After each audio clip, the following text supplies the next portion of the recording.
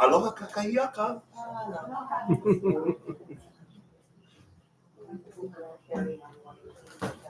Aloha and welcome to New Thought. Aloha Aina. Aloha Amakua. Aloha ancestors. Aloha angels. Aloha beings of light that watch over us in this place. We ask your blessings upon us all, upon our day, upon our time together. We ask that all that we do be a blessing to all of you. And so it is. Well, welcome. Aloha. Kumu. You're a New Thought Church. Yeah, you want to come up and give lay? You can come give lay to me. We're starting a little bit, couple minutes late today. We've all had a couple different changes. Those of you watching online, you might notice the sound might be a little different. So we lost our technology today, which is always an interesting thing when that happens. It's like we're going back to old style a little more. We still are online, but we're using our voices to project and so forth. As is our tradition, we start with a reading from the Science of Mind. Today, the title is called Be Bold, Be Genius. Somebody should tell us right at the start of our lives that we are dying. Then we might live our life to the limit, every minute of every day. Do it. I say, whatever you want to do it. Do it now. There are only so many tomorrows. That's by Michael Landon. We cannot live a choiceless life. Every day, every moment, every second, there is choice.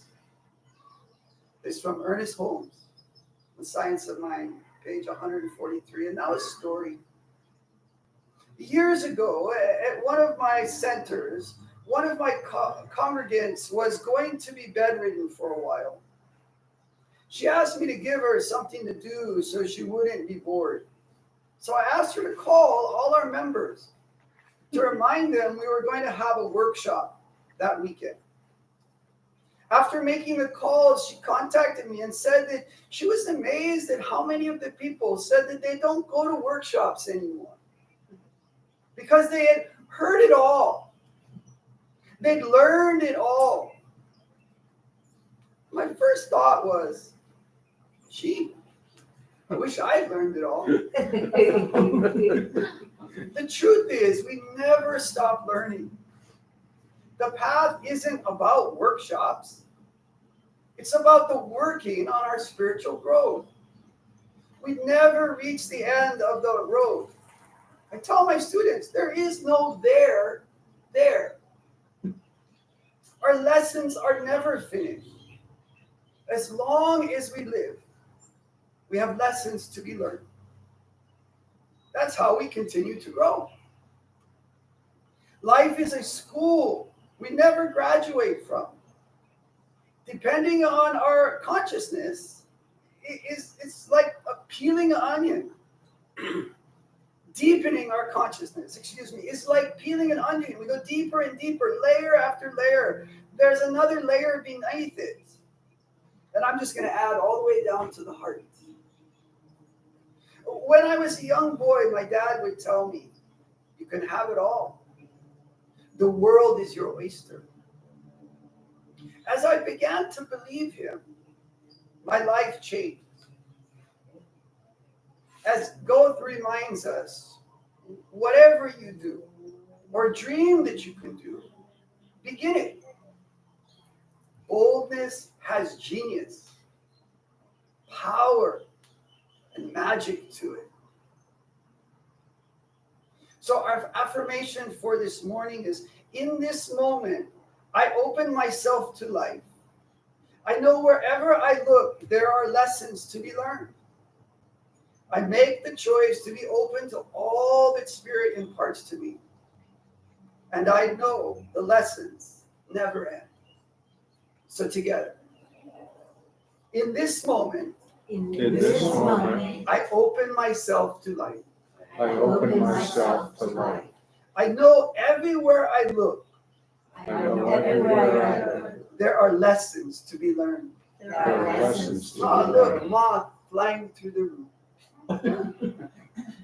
I make the choice to be open to all that Spirit imparts to me. Choice to be open to all that Spirit imparts to me. And I know that the lessons never end. And I know the lessons never end. So welcome. Good morning. Any new people here for the first time? We got a couple. Great. Welcome. Would you like to introduce yourself, where you're from? Your name? My name's Yelena, and I'm from Canada. And I don't know if I can make it through. My sister passed away, and those are her little things here. Area. And she was a member of God for many years. Yes. And so I'm here to collect her angel paintings and cards with her word and her crystals, and see her life. Wonderful. We're so honored that you're here. And I'm so glad that in my prayer this morning, I acknowledge not only the Amakua, but the angels also. Because that's what the Amakua are ultimately. The ones on the other side are angels, our assistants, our guides, and so forth. Wonderful. Thank you for being. I'm Glenn. I'm here with Jim. We're from Waynesville, North Carolina. There's a youth art center there as well. Nice. Beautiful. Nice. Welcome. I'm Kim, and we live about 20 minutes from Asheville, North Carolina, and it's just filled with spirituality. And so when I got online last night, now where can we go to church? And I just looked, and I think I put down metaphysical churches and it came up with mostly like Baptists and things like that. Baptists came up with one Unity and it came up with one Science of Mind south of Hilo. And this just popped up this morning. I was so fortunate. So are we. Yeah, we got people driving by like, oh, look, that's what we were looking for. So we were honored that you also felt the spirit to be here and so forth. So New Thought, our church has been in existence for about 50 years. I think we were going to celebrate our 50th anniversary during COVID, and we're still kind of looking at having a birthday celebration soon. But in some form, for about 50 years, we've been around. And I've been coming throughout that time off and on, like kind of I grew up in Hilo and kind of back and forth. And this was always a place that many of my teachers, people that I really honored and respected, maybe I read about them or I followed them online, or they would come and speak here. And I actually went to seminary, not that it's about my story, but like I wanted to be involved in the spiritual growth. And the more that I do that, the more I really appreciate a place like this. Yeah, a family like this where we say bring your own God or bring your own beliefs. Yeah, I know my teachers say your beliefs is your most powerful thing you have. Yeah. I'm really honored to be amongst you all because I know that you believe that your thoughts matter. Yeah, that we create this existence with our mana and manao and so forth. Anyway. Well, we have a question today. Usually we'll be passing the mic, and that's how you know it's your turn because you have the mic. But the mics aren't working today. We have a talking stick. But we have a talking stick. It's kind of fun. We're going back to the old way, a little more traditional, old style, you know. And I think it's beautiful with Kumu because we're talking about those ancient ways and the wisdom of the people and the land and so forth. But so we have a question today, and while they're looking for the stick, I'll kind of pose the question so you can be thinking about your answer. And that question is, where is your favorite place? Right, Kumu is going to be talking about the power of places and so forth. Yeah, and I would say that could be a place that you like to go to visit. Mostly in the physical world, but if for you, like I know my brother's not here today, but he says every night I go to sleep, I go to this same beach, and then I play on that beach every night, and I fall right to sleep. Well, I would say that that's his special place. Yeah, for you, what is your special place? For me, so many, but I grew up in boiling pots on the river. And every time I'm at boiling pots, I feel the cool breeze blow now. It's magical. Oftentimes a hawk will come. I'll just have that magical connection to the place that nurtured my childhood. And many times I'll go there in my dreams also. The Pepe Falls also. Yeah, no, the land of the lizard. My name is Candy. Well, I don't know the answer to that. There's so many. I love the Yurthamqua forest. It's one of my favorite places. Wherever there are beautiful animals and people, that's where. Does anyone want to move up since we have no microphones? There's a couple of free seats here. So Pasha doesn't feel all alone in the front.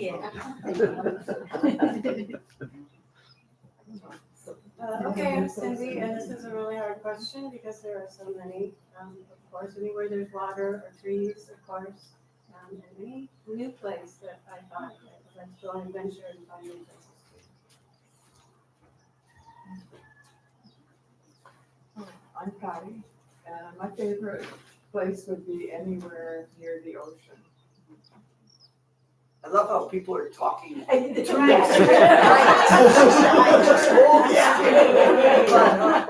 wonderful too. It's great.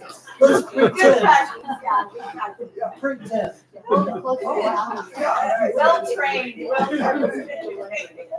My name is Randall, and I've traveled everywhere around the world, but Hawaii is definitely part of my heart space. But the bottom line is that I'm really believing is that home is where the heart is. you can truly love yourself, and wherever you're at is really that space of divine love and spirit and service.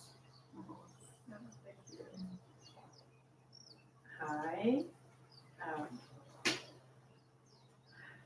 I have to say that my favorite place is within, because when I go within, I don't feel separate from you. Hi, I'm Heather or Vaiana, and Honau now, the Kumu Honua, about 15 minutes south, is my favorite place on the planet. For me, the Mauna feels like forgiveness and healing and transformation. What's next? We skip after Candy, we didn't do the front row. We have to do the front row first. Okay. We'll be back. Thank you. My favorite place, there's a few, but my absolute favorite place is our mom lives. I won't be able to get through any of this. Our mom lives on 10 acres of land, and there's a lake and a provincial park in British Columbia near the Okanagan. And the park and the lake is a sanctuary for turtles and eagles. And my mother has, well, a lot like my sister, art everywhere. She's a painter and a writer and a teacher and a healer. And there are these ritual grounds she puts in the forest. It's like angels and Buddhas and all sorts of things. And people from around the world have come to let go of things. All our ancestors are buried there from Croatia. Sand has been taken. It's a holy place, and next to it is the Prosperity Garden. So that's the ritual garden. The Prosperity Garden is where you put your new wishes and your new hopes and your new dreams. And it's a place of laughter and lots of food and entertainment and company and animals. And that whenever I traveled, I lived in Sweden and in Prague and traveled around the world. And whenever it's called Garden Lake Road, whenever you turn on that Garden Lake Road, it feels like home. My name is Leah, and I'm a fairly recent, I'm an Aina. I've been here just 3 months now, moving into a place in Honau now, so I'm very excited to be living in the island. I've been drawn here for the last 40 years and wanted this for the last 40 years, so I love the energy here. I mean, I've traveled the world, and I'm so honored to have seen so many different places and cultures and peoples. I think my favorite place is when I connect with people, whether through a meal, through a conversation, through a hug, listening, receiving information, sharing joy. I think that's my favorite place, and I find more of that here than anywhere I've been in the world. Welcome. Thank you. So I'm Kasha, and a place that's really special for me is the Girl Scout Camp Kilohana on the Saddle Road. And I haven't actually physically been there for a number of years, but during the time my children were growing up and at least a decade afterwards, I was involved in very inspiring events there. And it's partly the physical setting.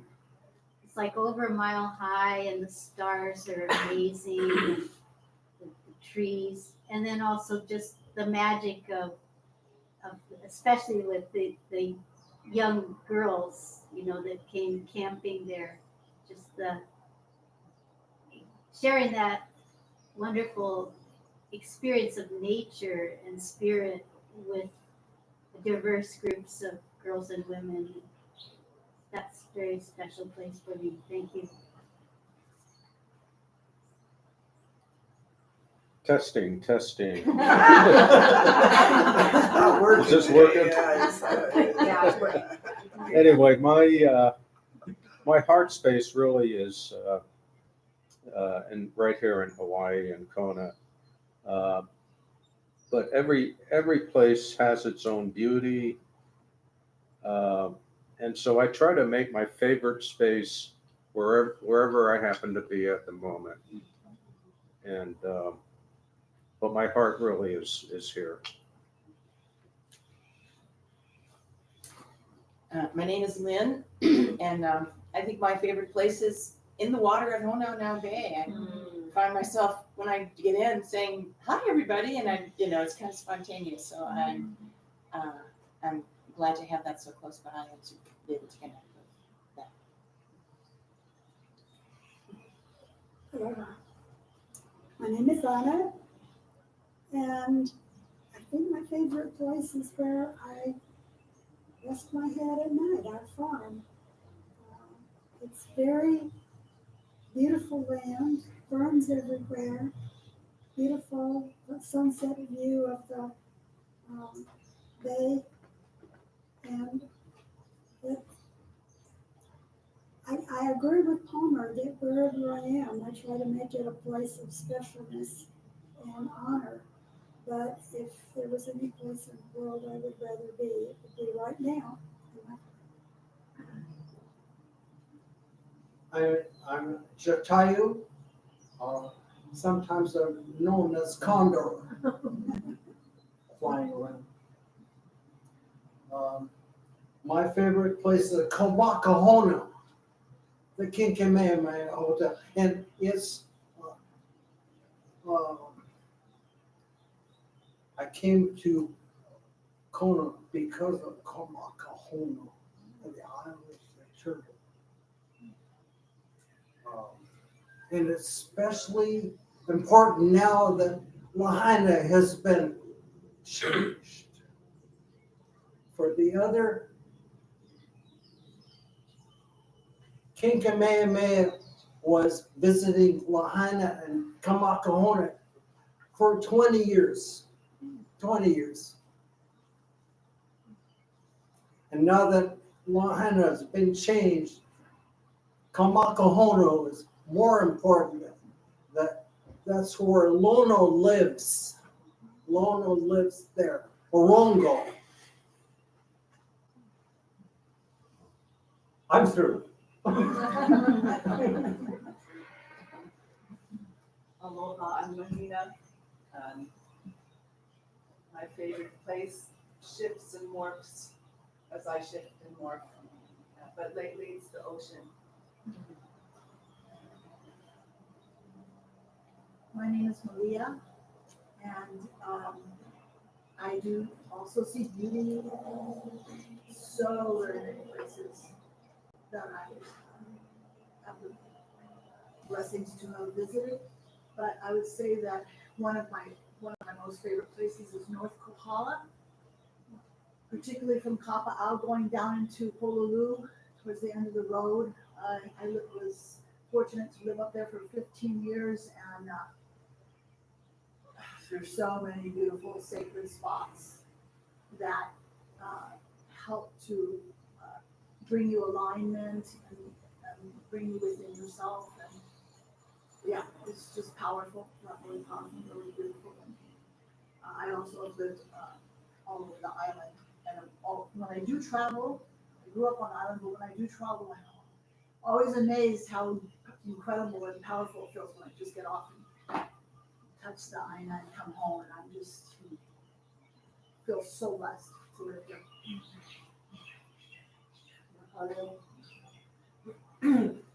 My name is Jean Love. Wherever nature is holy and beautiful. I'm blessed to be down at Keala Bay, and my favorite place is in the water of that bay. But also when I was here in the year 2000, I was here thinking to move here. I'd never been to this island, and I was brought down to Pu'ahonau, and I was there, and I just felt this great feeling of home. I just felt so home that I said, yes, I'm home. So I guess that's my favorite place. having a hard time finding my very favorite place. There's Yosemite, there's, you know, Sausalito is where I came from. When I first got here, it was Kua Bay, and I'd walk on the sand, and it was like walking on God's belly. That's what I was thinking. Now my favorite place is cuddling my honey. My name is Glenn, and I have a lot of favorite places. I'm particularly fond of a bunch of the waterfalls back home, and got a few of them here as well. That Whitetail Valley was quite a stunning place. That was quite.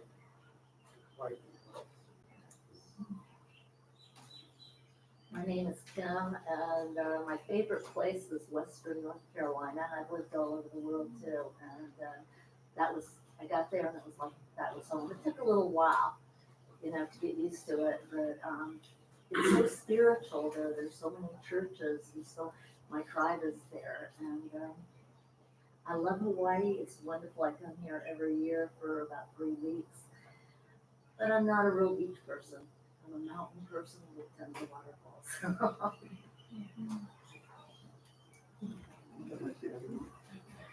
Thank you all. It's fun to have the magic stick. Yeah.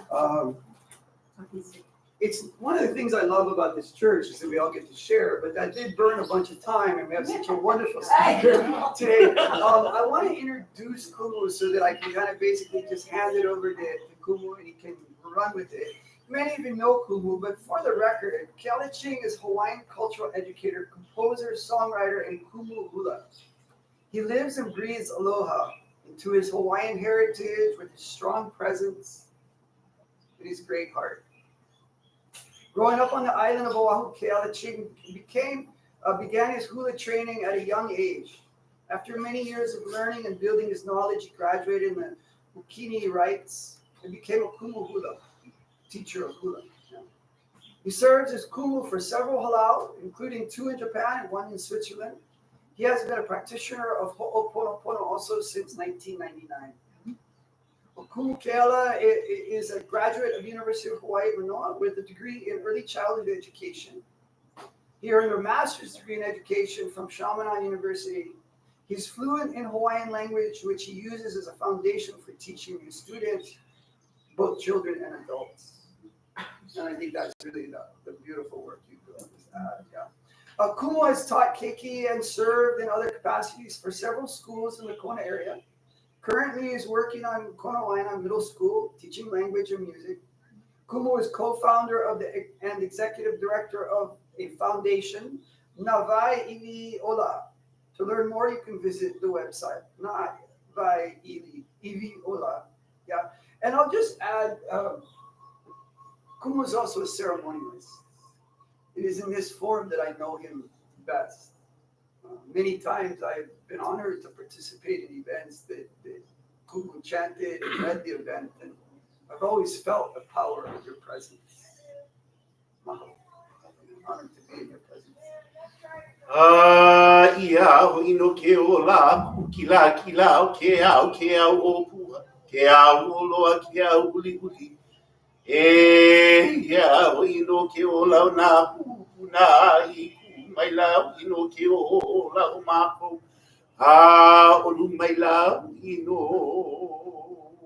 kana ni o wala lai o wala lai no ko maku ai malu ino ke o la ko na Kuana I ana I ho manu o au lo no ka palidua o mauna loa kaulana mauna ka e wei ke kai ma o ki kai ma lino I a wei ola o hau e ia ino au I ka o kanaka Kuana ino ke ola o ia wai hale nei no ia wahi ola I kuana ia wahi hale nei no ke ola mai la I loko nei anu ai me ke aloha e ku pilina ino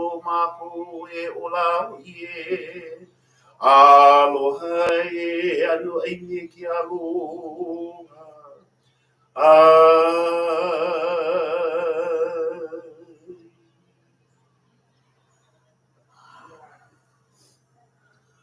Mahalo. Mahalo nui. Aloha, everyone. Thank you very much for having me. I'm excited to hear everyone. I was excited to hear everyone's thoughts of their favorite place. Um, I was asked to come and share, and part of the sharing that I wanted to share is Vahipana. So a Vahipana is a sacred place. But to tell you my favorite place is really the toilet. And the toilet is because no matter where I'm at, and there is some very deep questions that comes to me from wherever, if I'm in Japan, if I'm in New Zealand, if I'm in Europe, and there's a very significant question that comes. And most of these questions is directions for the future. And being in the present moment, how can you even think about the future? So I just have to say, I'll be right back. And then I go to the toilet. I don't have to use the bathroom. I just go into the restroom, wash my hands, and boom, it comes. So I'm really excited to get back to the table. I tell them what they need to do. This is how you do it, how you need to get. And they're like, wow, what just happened? And for me, finding that space of clarity is really, really important. The bathroom, if we go back to the Hawaiian term of the bathroom, it's a place of lumi ho'opau pilikia. Lumi is the room, ho'opau is to finish the troubles. And so the troubles that's within our bodies is something that we want to release. And in this lumi ho'opau pilikia is the best place to release these problems. So it's very similar to a cleansing. Not only that we have to take a shower, but it is a place where we can sit.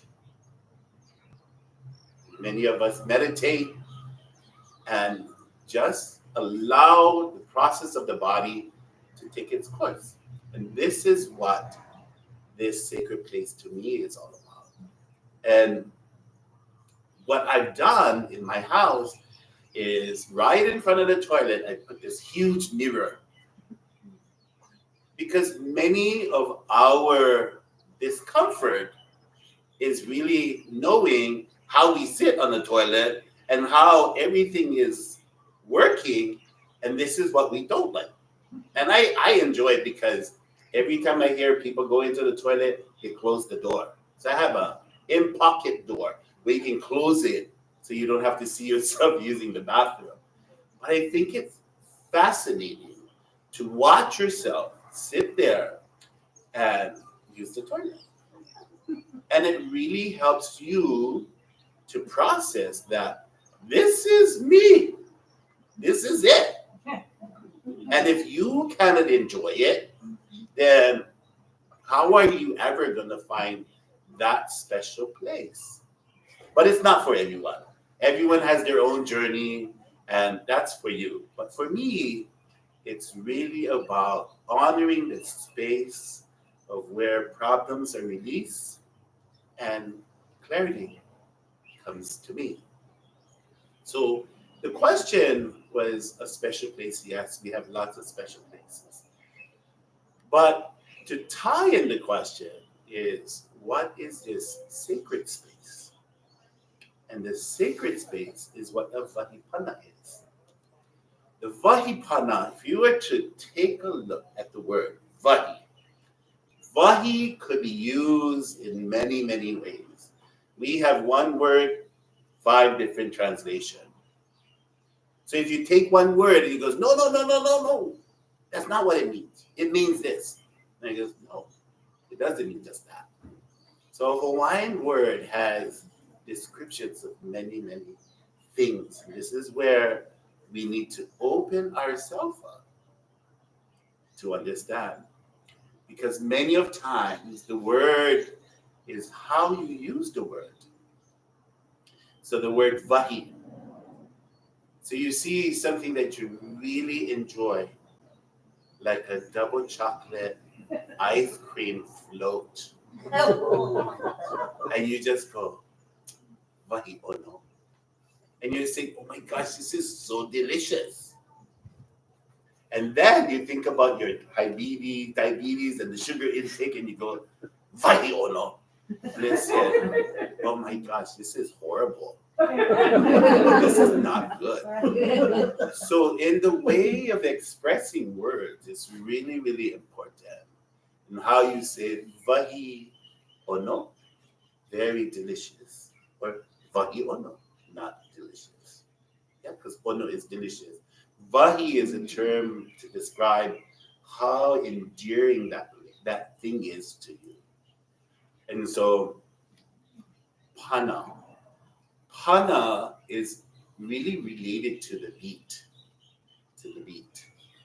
So when I heard that there was one that says, my special place is inside, this is the first place. Vahipana is where that heart is, where the heart beats. And that's your Vahipana.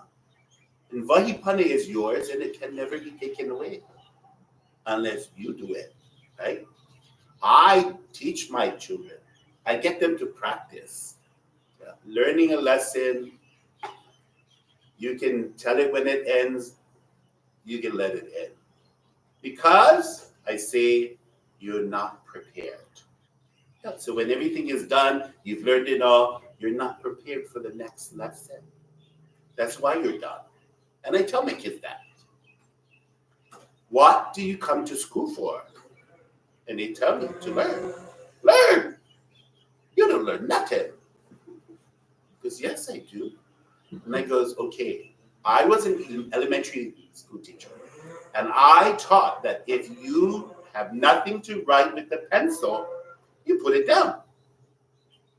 Right now, you're all sixth graders, and the pencil is falling all over the table. You're playing with the pencil. So you didn't learn nothing. You did not learn when you came to school. So they all put their pencils down because now they realize that they lost the practice. And I said, when you come to school, you practice. And so in these lessons that we're talking about in the reading, it's really about how much we are willing to practice. And I tell my kids, you come to school, you practice. And if you practice hard, you eventually will get a clue of what you're supposed to be getting done. And I said, every morning you come to Kumu's class, I get you standing out at my door, and what do you do? Oh, we chant in. I goes, what are you doing out there? And they said, chanting it. I don't know. You're practicing. What are you practicing?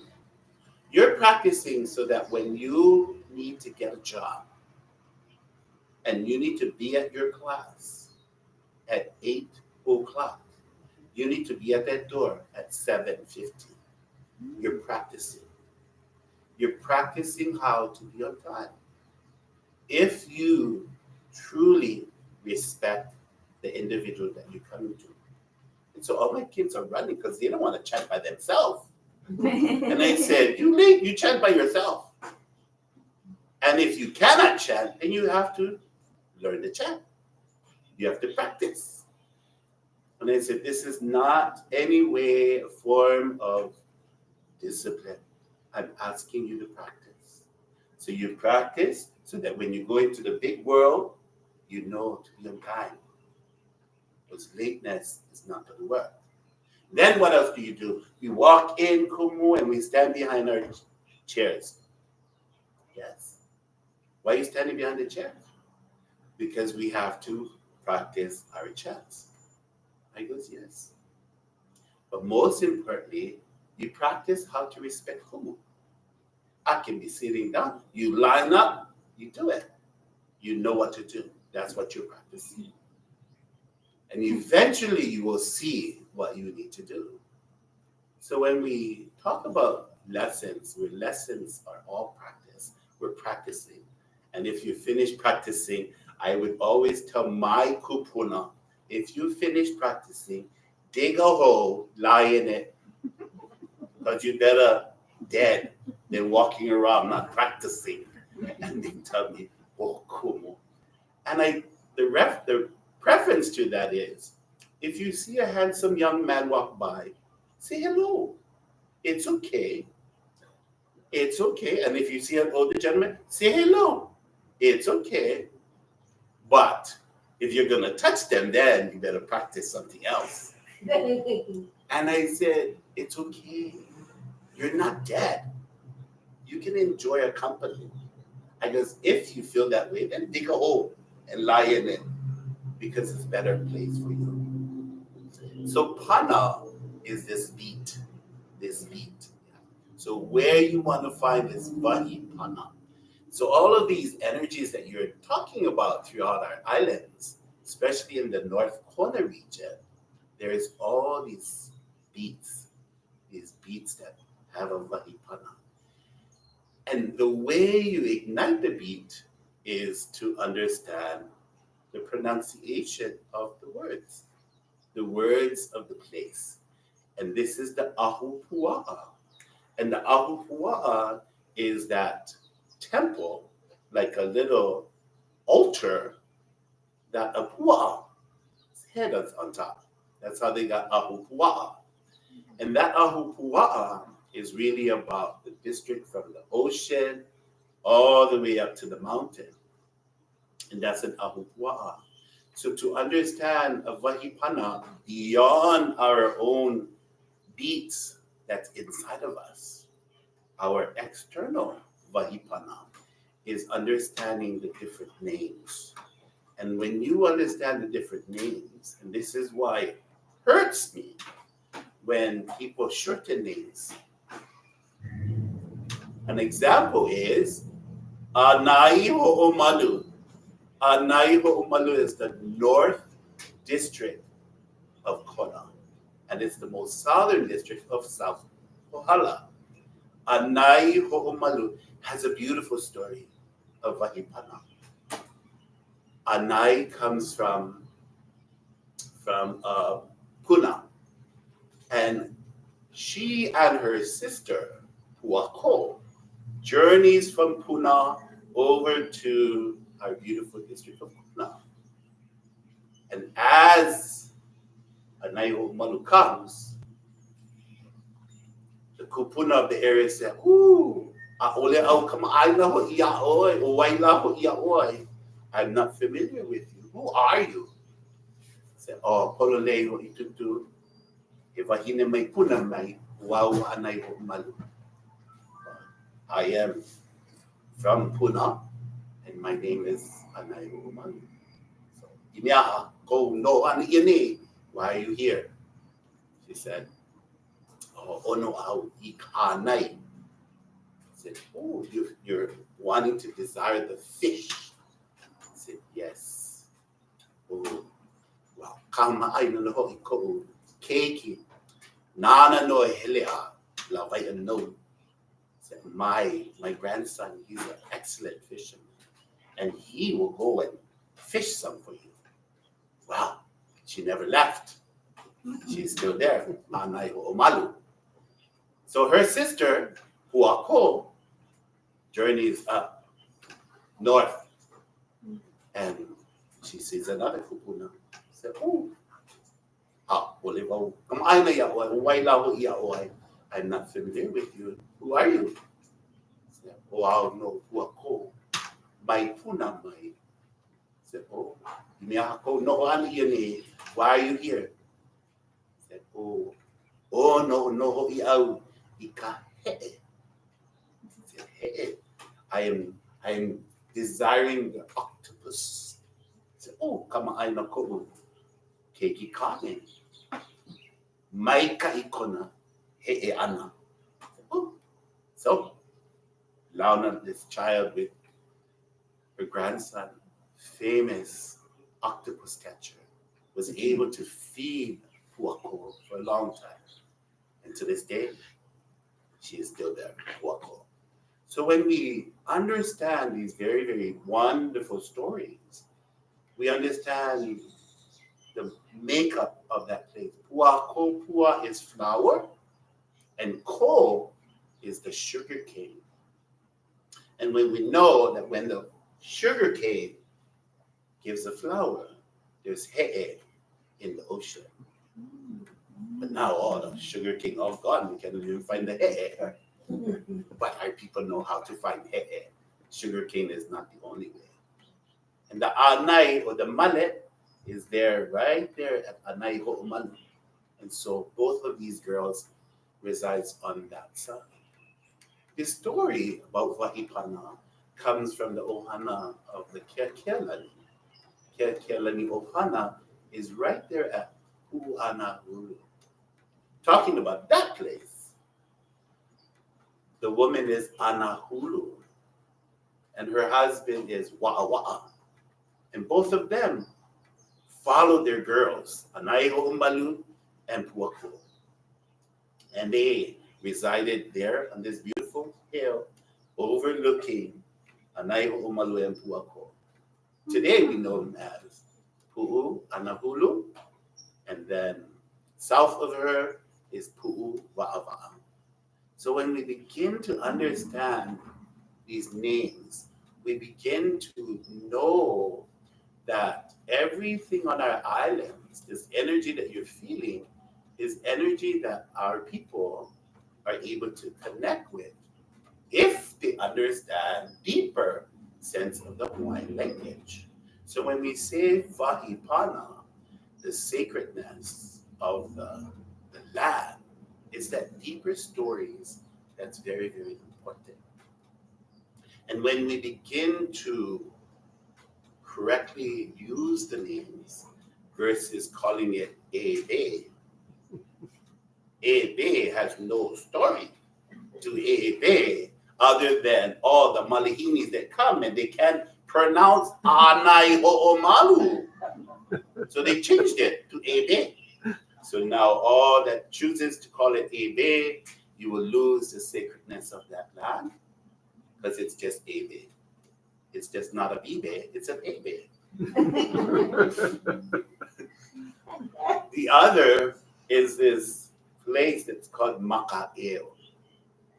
Maka'eo, everyone knows it as the old airport. Oh. And it's because the old airport resided in that whole entire area. Families were removed in order for them to build that old airport. And so when everyone continues to call it old airport, it has no knowledge to it. It has no vahipana. There's no sacredness to that place other than to the families that resided once in that land. And so then the land is called Maka'eo. So when you say Maka'eo, Maka are the eyes.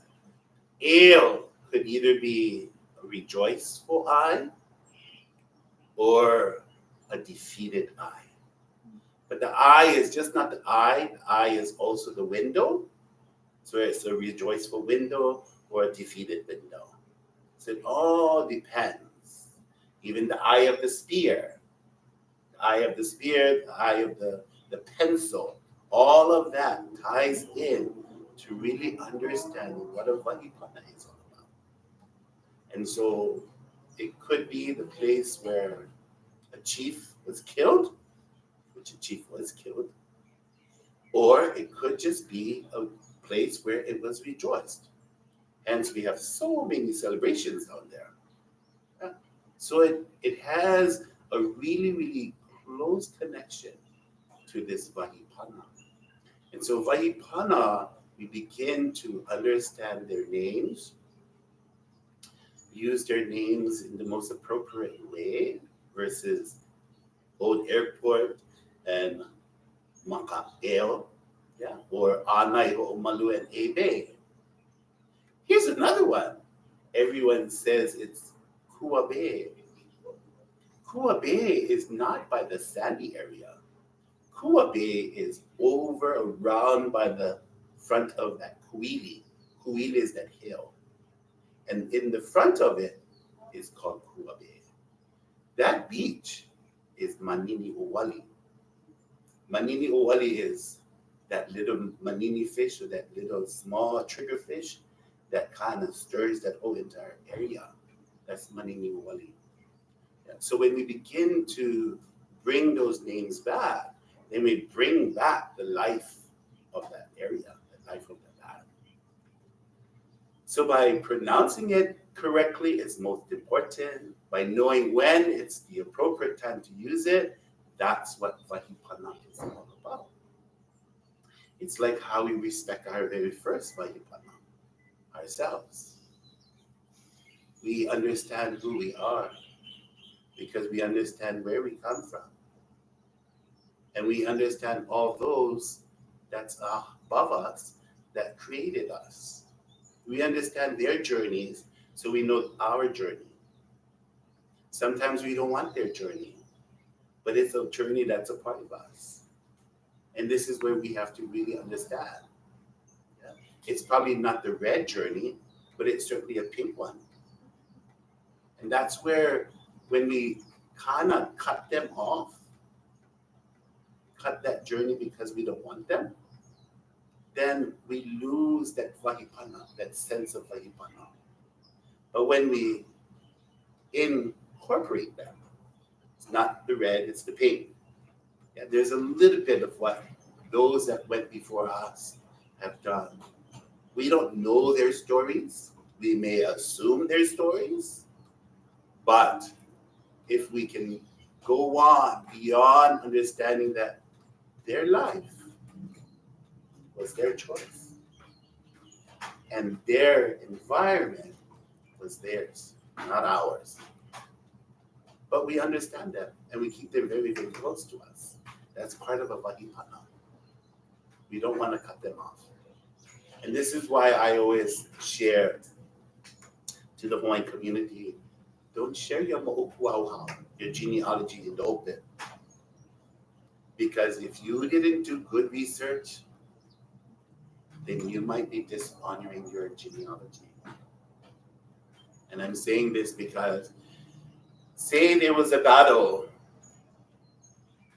and you were there to support Kamehameha, but you turned away. You ran away. And you didn't get that information.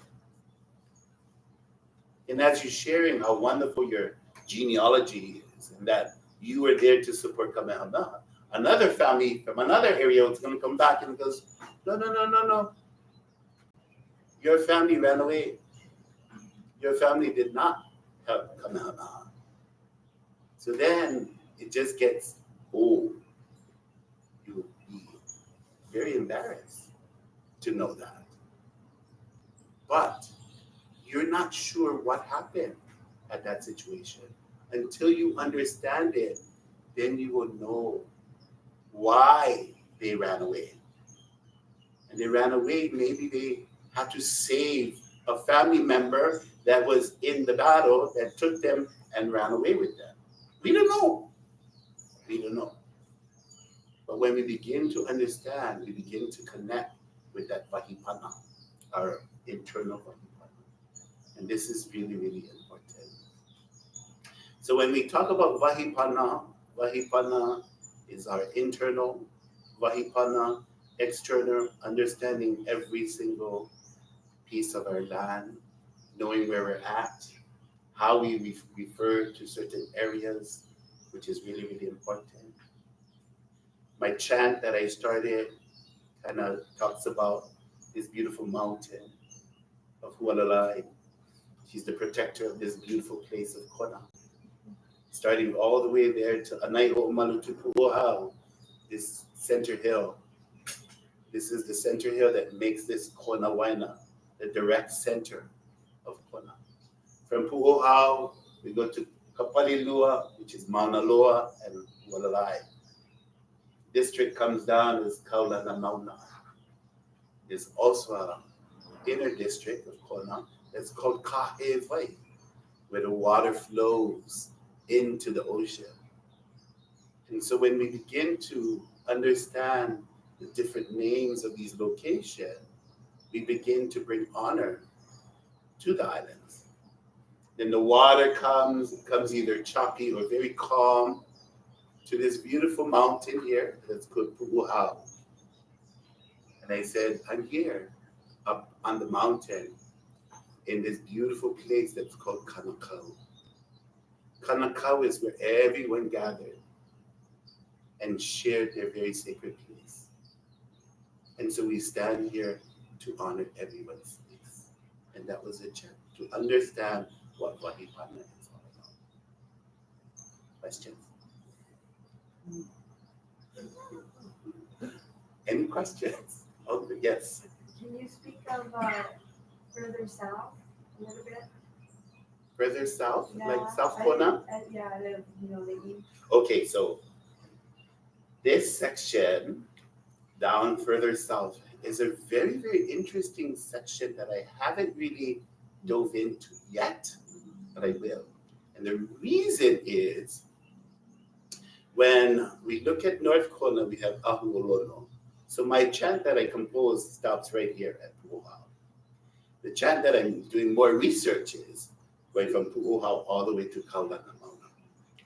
And in this section, this is where a lot of, we call pilikia problems occurred. So many of our families that resided in this area, they had a lot of, what is that? Maybe disagreements, fights. Many fights occurred in this area. War occurred. One particular on Ke'e, just by Nahopo, going down, we have Ke'e Kai, Ke'e Mauka, but Ke'e Makai, there was a forest of coconut trees. And so when the chief, Ke'ave Ke'kahi Ali'i no Moku, which is the Hale o Ke'ave, at Pu'uhonua now, this is where his bones resided. When he passed, because he was a chief that united, he was the first that united the entire islands under one rule.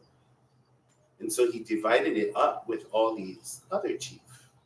And so there were small pieces like Honaunau and Ke'e, and that small pieces that these chiefs had, like Ki'Valo'o. And they were upset because they wanted a bigger space. So because he wanted a bigger space, Ki'Valo'o chopped down all the coconut trees. And when you chop down the coconut trees, it's sort of like a defiance and a challenge. And so the challenge occurred. There was Kalenio Pu'u that was in that area, born and raised there at Ke'e. There's a little stone that marks his birthplace, Kalenio Pu'u. And then Kamehameha came and he stood at the top of the hill, saw the battle. And when he saw the battle, of course, he waited, and then he went in. And then, so two stones are on the ocean side. One stone is lying flat, and then one is standing up. So the kupuna of that area, Papa Panui, he shares that story. That is the battle of Moku Ohai. Moku is like the island, Ohai is the gift. So that place from Ke'e, Kai, all the way down to Honaunau is that battlegrounds of Moku Ohai. Then we go further down, still researching. Another question? Yes. I just had an observation. I love this. I'm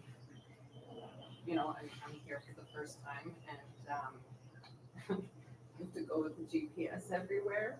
So it's talking to me, like turn on this road and this and so on. And when I'm looking at the words, I don't know if the GPS is pronouncing it correctly, but I'm like, oh, that's how you pronounce it. All the names and the signs and the things.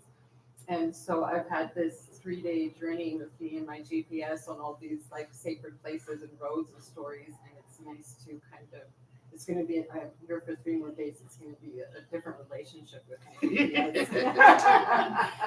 and I love that. I love that because we are together on this journey, right, on all the roads and the winding paths and the beaches and turn left at this road, and I'm like, okay, yeah, that's what it says.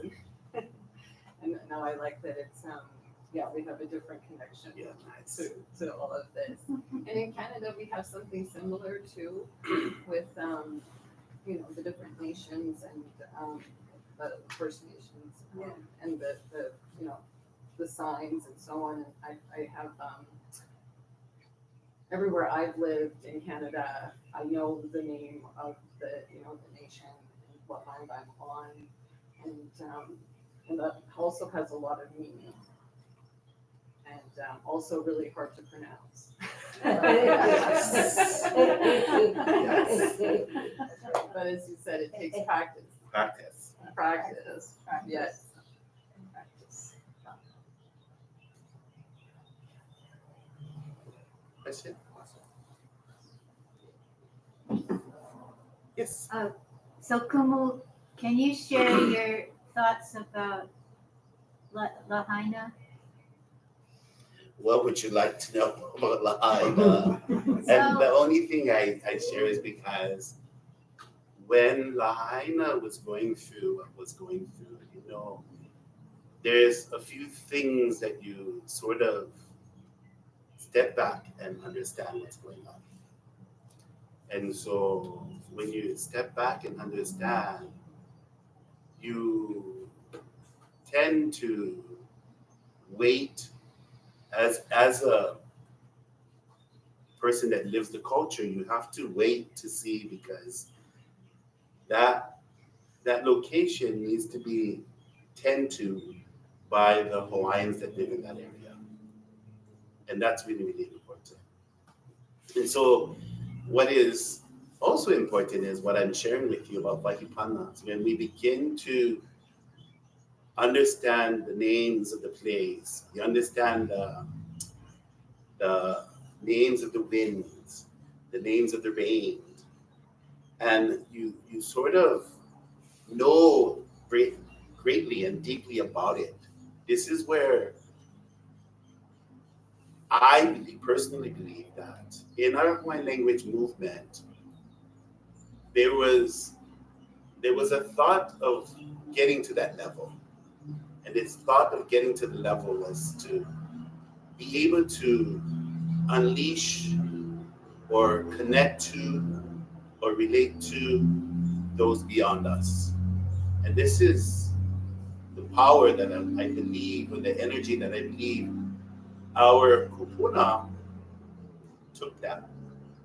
And the reason why they took them is because there's been so much pain that Hawaiians have gone through, that when the language comes through, then you're actually giving them the ammunition to do what their desire, their heart desire.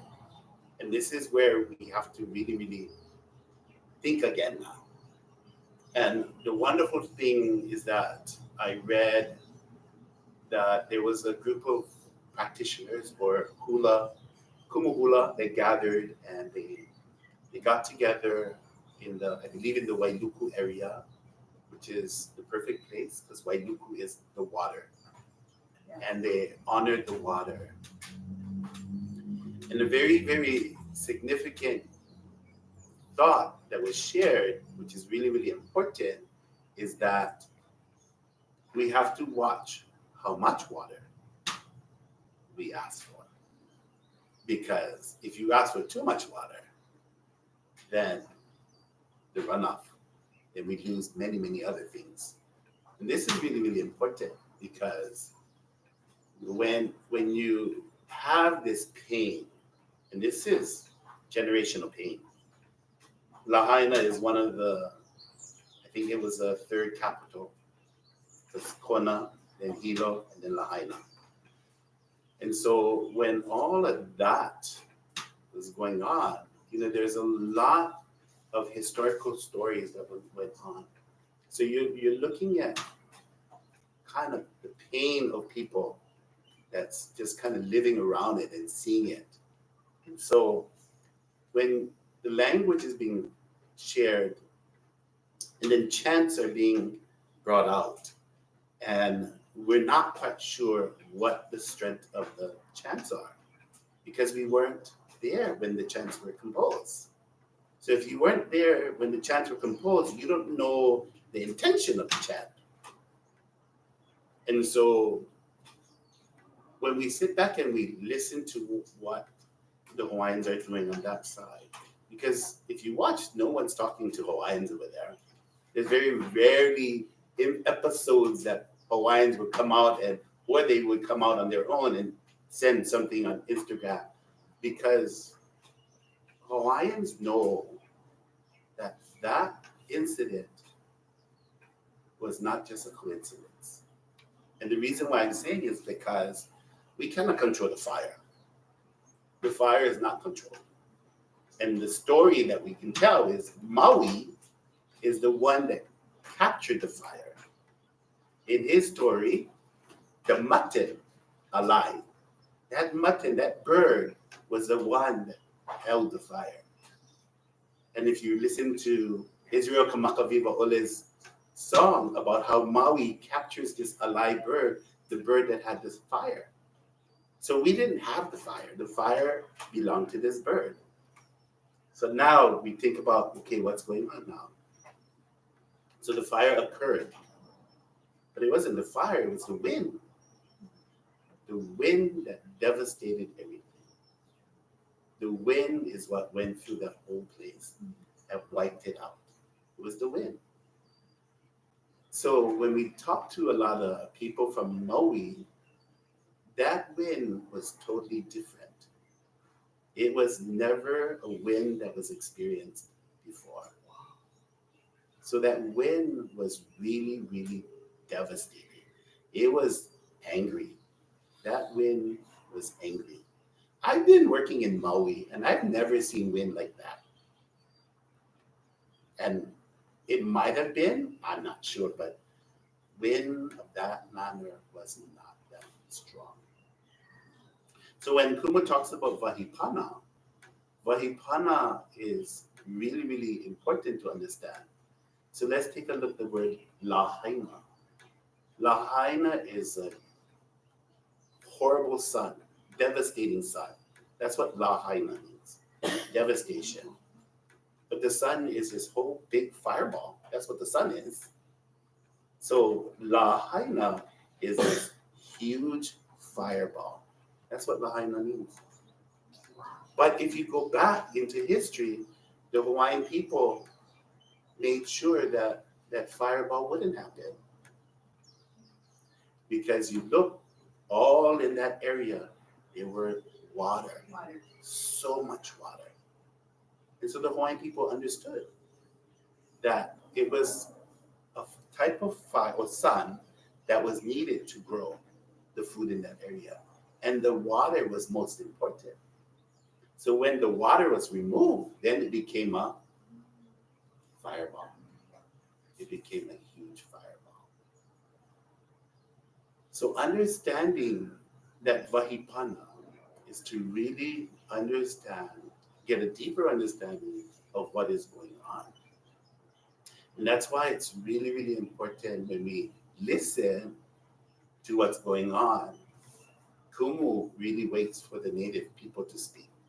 Because I want to know how we can help them to help everyone. Because that's the whole focus now. Because now we have native people that's dealing with what's going on. We also have local people, local families, Japanese, Chinese, Portuguese. They all been part of this whole movement. So we need to really understand where everyone else is coming from to really find out what we need to do. And this is why it's really great to hear these Kumuhula and Maui sharing what they're sharing and really helping to bring back what Lahaina should be. And that is a place with water. There's a lot of water. So it's kind of disheartening seeing everybody pointing fingers. they were the wrong problem, and now it's, almost, who do we trust now? Who can we support? And so for me, I'm just waiting for that Hawaiian movement to happen, very similar to what happened up in Mauna Kea. So Mauna Kea, this movement of Waipana, they knew what they needed to do. The chants were created for Mauna Kea. The life of Mauna Kea was there. The movement happened with everyone around the world understanding what Mauna Kea is all about. And so what's happening in Maui, it's moving so fast that it's really, really hard to really pinpoint what we need to do, or how we need to help, and who we need to help. And that's where the really big problem lies, in my perspective. Because when you, like what I'm sharing about Vahipana, when you use these words, you invoke the energy of that land. And by doing Lahaina, the winds, or the winds' names, maybe a group of people got hold of all the winds. Because I say, yeah, know the wind names, because the wind is once very, very important. But also know the rains, the names of the rains. Every district has rains. Like our Kona district, we have the echo wind. The echo wind comes from the ocean and it blows up to the mountain. It's a very ocean, sea, cool breeze. Then we have Kehau. Kehau is this cold breeze that comes from the top and it goes right by Ma'i. It's very significant, but it's this very cold, gentle wind. And then we have Olaniu. And Olaniu is this very gentle breeze that blows from the south to the north, just right across the land. So we understand these winds, and our rain is just only one here in Kona, because we don't have too much rain. But to know these names is really, really important to understand Vahipana. And so my own thought of what was happening in Lahaina is probably similar to the biblical of when Moses took his people out of bondage. It's the same thing. That's my personal thought. Where the people are being put down, struggled, building these temples that's not even their temple, building all of that.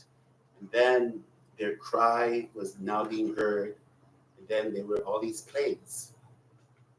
Some will say, yeah, it's the same. And some will say, no, it's not. It's just a fire. But to me, there's no difference of what happened. So I always say to all my students, "Ikaolelo ke ola, ikaolelo ka make." In your words, you can bring life, and in your words, you can bring death. And so, is it? We don't know. Could it? We don't know. But as Hawaiian people, we know that we have to really, really pay attention on what is going on.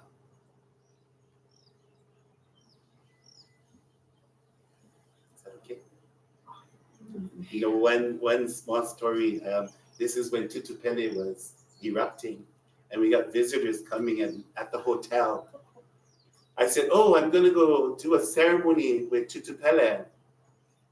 So someone said, "Can you tell her to stop flowing?" And I was like, "Oh my gosh, it's like telling a woman to stop menstruating." I mean, they don't get it. But I told them, I said, "No, but I will call the winds.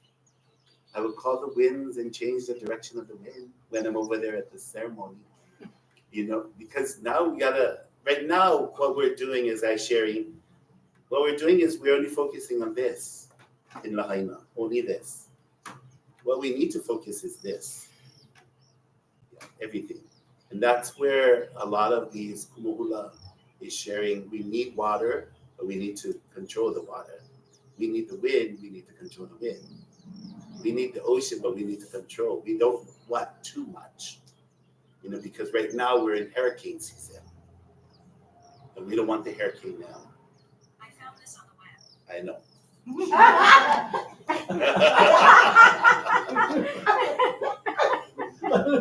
So we gotta focus on that. Yeah. Focus on healing everyone, not only here on our islands, but in the world. That's the big problem. Our healing needs to go out beyond the world. Because if we can, then that's where we should start. So yes? I want to bring up a belief system that you have here about taking volcanic rock home with you. My ex-husband is Hawaiian Japanese, and so my daughter is Hawaiian Japanese. So she and her husband came here and took some volcanic rock home with them. It was horrible for 2 years. They had everything that you could imagine, from she had a miscarriage to head lice to, you name it, for 2 years. I packed that stuff up and sent them back, and their life has been beautiful since. When they moved to the place they moved to, you could see pictures of rainbows. Those 2 years were bad. Once the volcanic rock was here, and my ex has it in his garden. He threw it in his garden. But he and his wife told me that the post office here is filled with volcanic rock out back. So when you say something about, you talk about the Hawaiian way of being and doing, it's so true. It's based on the truth. Yes. You have to live the truth. That's right. It's difficult. It's difficult. The truth is difficult. So the post office has all the logo It's that at the people send volcano. guys. Every volcano right different outside. office, post office, every post office has piles of these rocks. And so often many of them are taken by the families that works in the post office, and they take it. Okay. It's a real thing. But it's not only the rocks, it's also the sand. And what they don't understand is our people were buried along the shoreline. So when they decompose, all the bones become sand. So when they take sand, they're taking a kupuna from that area and they're taking it home. So sand is not a good thing to do. Yes. Well, I'd like to ask you, what is the original name of the Captain Cook village? Captain Cook Village? Yeah. Where is this village? I mean, it's called area Captain Cook, but what's the Hawaiian name? I'm not sure which village you're talking about. Okay, this. Is it the monument? You're talking about the monument? No, but the whole section is Honolulu or Napopo. Napopo? Yeah. Okay. So it all depends, because right where Captain Cook, and Captain Cook is only that post office. I don't know why everybody thinking that whole district is called Captain Cook. But Captain Cook is only that post office. That's the only thing is Captain Cook. Everything else, there's little up and up. So we go from here, we go Kanakau, there's Kalu Kalu, Onoli, then we go into Keopuka. So Keopuka goes further down to now Napopo, Kealakekua. So Captain Cook is only the post office. So you go Kealakekua, you have Napopo, then you have Kumu, Lama, Lama Kumu, Lama Ula, Kumu Ula, Honua Ula, and then you get Ke'e, Mauka Makai, and then Napopo. And then you go Kilai, and it's further down. There's a lot. So I write them in chant so I can remember it. Very good. One more question? It's about time for us to transition. And I'm wondering if you could do a song and chant for us as we give thanks and pass the bowl.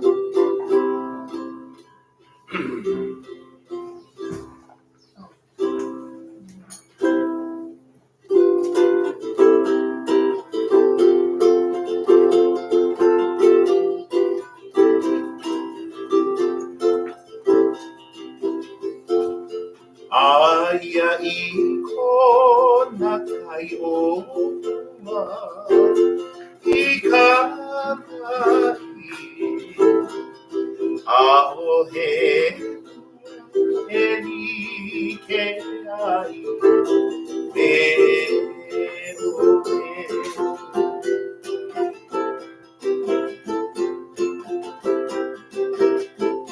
malihini ako ia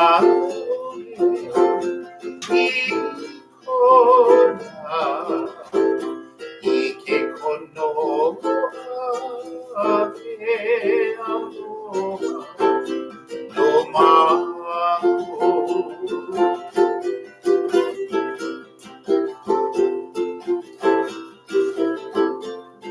Aina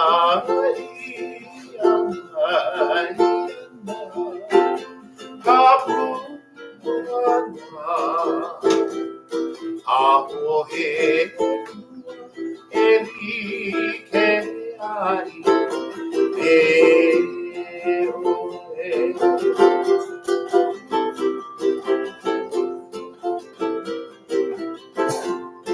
Aina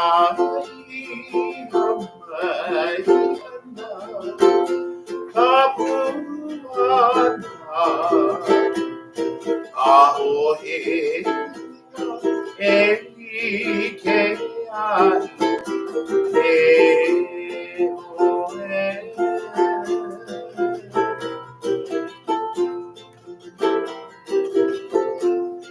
Kaulana kokona Kamakani olu olu Ahe ukano kokona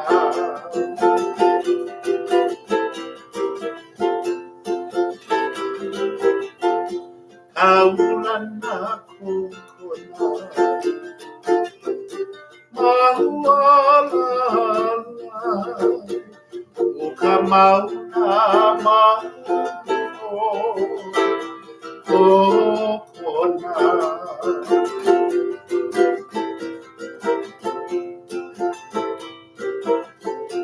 Kaulana kokona Ikai o pua O ke kai kaulana no Kokona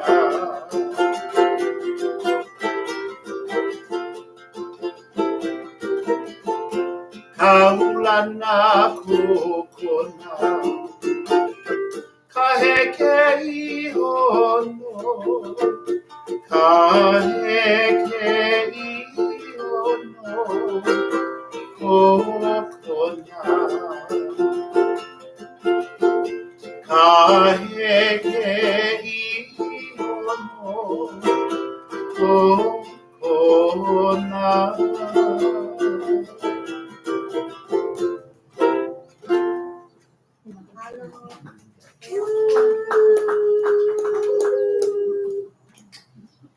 Always such a joy and honor to Mahalo. Mahalo. So now we share what's upcoming, other activities and so forth. And Kumu, we'll start with you. You have anything going on you want to share? Yes, on Tuesday we have Talk Story at the Outrigger Corner. Starts at 5 to 6 o'clock. Suggestion is just to bring a beach chair. There's no outside coolers. And we will be sharing, Kumu will talk about the term Uamau Ke'ea Ka'aino Kukapono. And this is the small Olelo No'ea, very wise word that was shared by King Kamehameha III, Kau'i Kiawoli, because during his reign he lost his kingdom, and only by paper, because George Paulette, the British naval officer, took the kingdom, and he was on his way to share with the king. The king got word that this has happened. He sent another captain. His name is Thomas where he came and he restored the kingdom back to King Kamehameha III, Kawi Keoholi. And so at that celebration of restoring the kingdom, he shared the words, Ua mau ke ea ka aina o ka pono, ua mau ke ea o ka aina I ka pono. That's the one.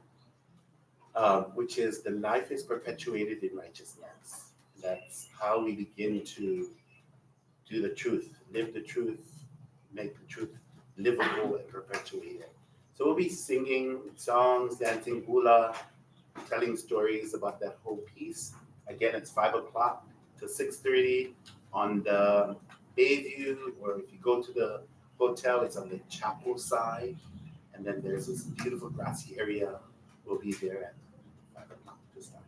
Tuesday. It's free. Tuesday, August 29th. And it's called the Outrigger? Outrigger, just.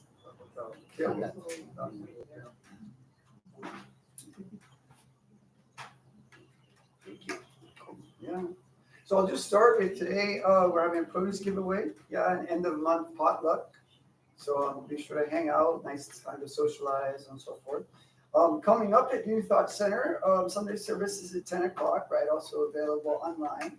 We do have free childcare, though we need reservations by Friday. The next 3 Sundays, we've got Kelly Sumselberger, Divine Play and Life as Improv. Sounds fun. Music by Dick Franklin, who's always enjoyable. On the 10th, September 10th, we have Elisha Southworth. A topic to be determined, but she's pretty well known and going to be here at that time, so it kind of works perfect. And then the following week, the 17th, is the fall equinox ceremony.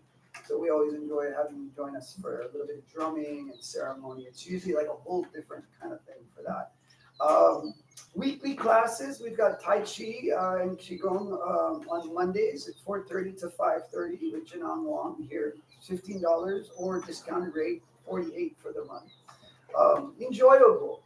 You know, I've been coming and I've never wanted to do Tai Chi because it just seemed too complicated for me. It's kind of like a dance that I don't know how to do.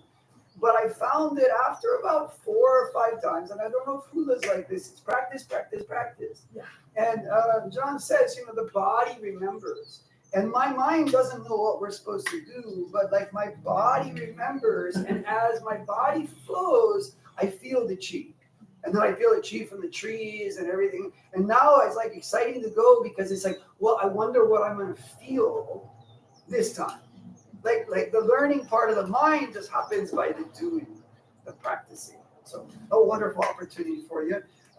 We also have a crystal bowl meditation, the second Sunday of the month. Oftentimes I'm doing that, and it's a nice thing. It's a free. We do ask for donation if you like, but you can just come and experience. We do it in the Honolulu room. The next one is on September 10th. Yeah, so that'll be before service. We do it at 9:30, so you can come, or 9 to 9:30. We do it so you can come, kind of get blissed out, and then hang out for service. New members will be recognized at the end of the month. Fill out a membership form if you haven't done so, if you'd like to be honored and so forth. If you're already a member, we ask that you update the listing in the book. Service opportunities, we have potluck help like today, cleanup, organizing supplies. There's always lots to do at a church, right? We got the lay ministers. We keep begging for lay ministers. Patty Wall has been doing it for so long and so wonderful. Always the lays are amazing. But Patty would love to pass on that skill to others who are interested in making lays. Sunday service volunteers, greeters, setup, cleanup, tech help. We always appreciate. We've been doing the tech help, but it's always nice if more people know how. And to volunteer for anything, you can just reply on the newsletter online or ask any one of us that kind of involved in the church. Mailing list, you can sign up or look online, New Thought Center of Hawaii.com. We appreciate you. Kumu, you're going to lead us in one more song, our closing song. Yes. Yeah. So everybody like to kind of stand up. We'll take a circle.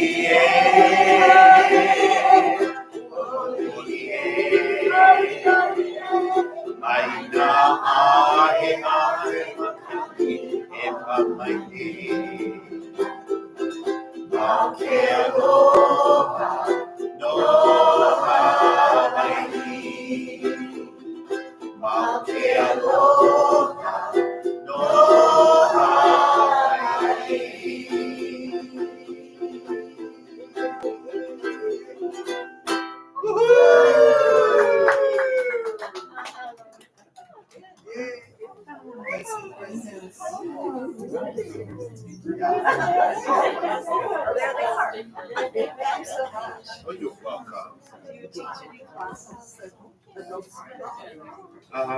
I do hula. I have, if you would like it, I have a